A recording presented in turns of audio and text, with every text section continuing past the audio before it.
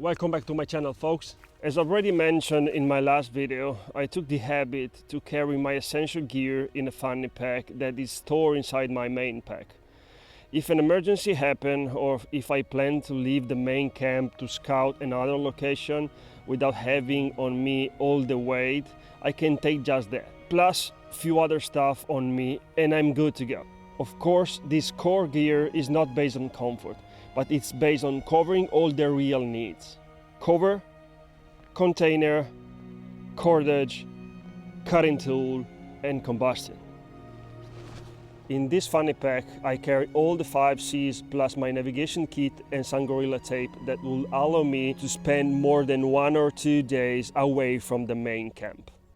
Here's what's inside. In this orange pouch, there is my navigation system, where I keep my Sunto MC2 compass, a Ride in the Rain all-weather notebook or a field note, one of them, it depends, my ranger beads that I tend to carry attached to my belt in case navigation become a priority, a pencil, and a Sharpie. I love Sharpies. In this brown pouch, I keep all my fire starting kit. From a big ferro rod where I made a kind of handle with some Gorilla tape, it's good to have something like this wrapped around your ferro rod that could boost your fire in case of necessity.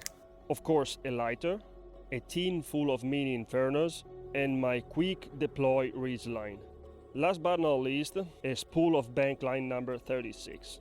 I lately prefer more bank line than paracord. I can have more cordage in the same space. If I don't carry my folding saw, which is the Silky Folding Saw 240, I carry my favorite Leatherman multi-tool. The model is called Super Tool 300. I also have 4 tent pegs with me. I don't want to waste time in making them. These tent pegs came with my Fia Robin tent. They are the strongest tent pegs I ever tried. Of course, I carry a fixed knife.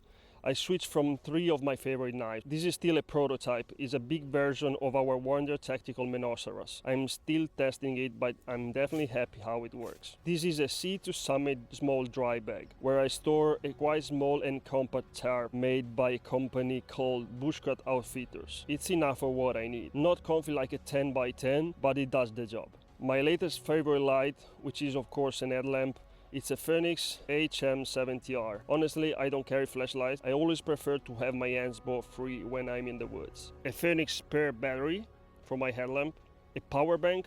This is from a brand called Anchor. It works well for the price. A small gas can with my titanium nano stove. I like to have an alternative in case I find myself in a place too dry to light an open fire. Plus, open fires are actually banned in my country, so I don't make one if I'm not find myself in a remote place where no one can bother me.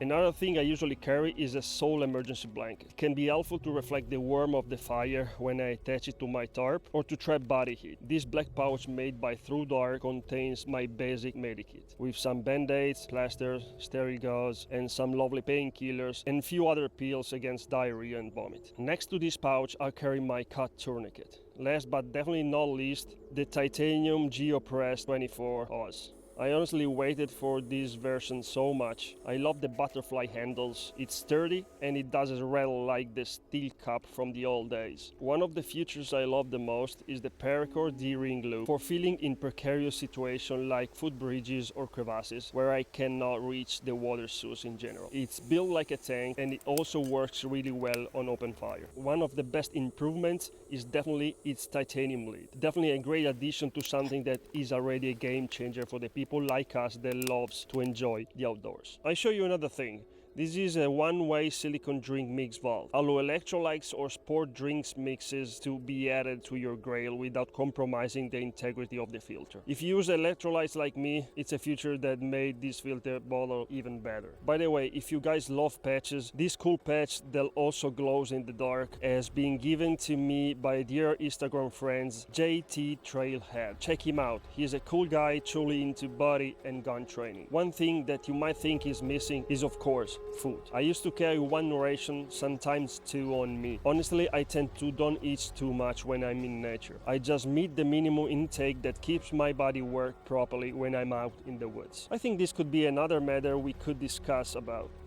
Maybe in another video. What do you think? Let me know in the comment. Thanks guys.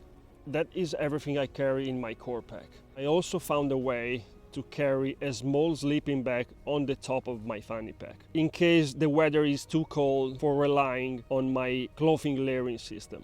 It's still a work in progress.